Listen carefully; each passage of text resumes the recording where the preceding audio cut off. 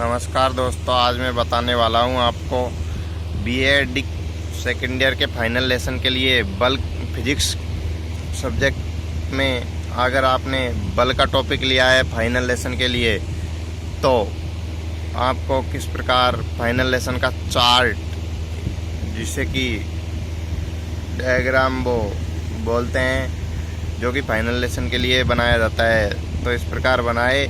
सबसे पहले ऊपर इस प्रकार कॉलेज का नाम लिख ले और फिर प्रकरण का नाम, फिर टॉपिक मतलब जो प्रकरण है आपका उसको बल ऐसे बना ले। फिर अब आगे बल के प्रकारों का चार्ट बनाया गया है।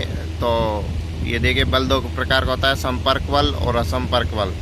और इधर संपर्क बल के उदाहरण है, जैसे भाई ये संपर्क जो किसी मतलब संपर्क जब वस्तु किसी के संपर्क में होती है और तब लगाया गया बल है तो वो संपर्क में होती है। जैसे ये आदमी इसको धकेल रहा है तो ये संपर्क बल है, और ये पुल खींच रहा है तो संपर्क बल है। संपर्क बल दो प्रकार के होते हैं। एक तो पहला बल मांसपेशियों द्वारा लगाया बल, वो मांसपेशीय बल कहलाता है, जैसे कि जिम में अगर किसी के द्वारा डंबल उठाया जाता है। और या दूसरा होता है घर्षण बल, ये भी संपर्क बल का उदाहरण है। और जैसे कार के पहियों के और सड़क के बीच लगने वाला बल घर्षण बल का उदाहरण है। और फिर आते हैं हम दोस्तों असंपर्क बल के, जिसे इंग्लिश में नॉन कॉन्टैक्ट फोर्स भी कहा जाता है। ये तीन प्रकार का होता है। पहला है गुरुत्वाकर्षण बल या ग्रेविटेशनल फोर्स।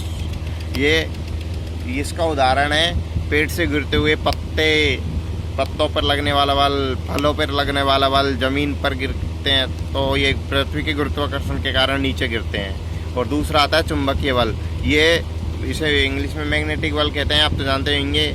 और ये लगता है चुंबकीय ध्रुवों के बीच, चुंबकीय ध्रुवों में साउथ पोल और नॉर्थ पोल के बीच आपस में लगता है। और तीसरा आता है स्थिरवैद्युत बल, इसे इंग्लिश में इलेक्ट्रोस्टैटिक फोर्स कहते हैं। और ये लगता है समान आवेश वालों के बीच लगने वाले बल को तो कहते हैं रिपल्सन फोर्स, जिसे कि हिंदी में प्रतिकर्षण बल कहते हैं, जैसे कि प्लस के बीच और माइनस के बीच। और प्लस माइनस के बीच लगता है अट्रैक्शन फोर्स, जिसे कि हिंदी में आकर्षण बल कहते हैं। तो इस प्रकार दोस्तों आपको ये चार्ट बना लेना और यहाँ छात्र अध्यापक का नाम लिख लेना है, मैंने मेरा हाइड किया हुआ है, और अपनी क्लास का नाम।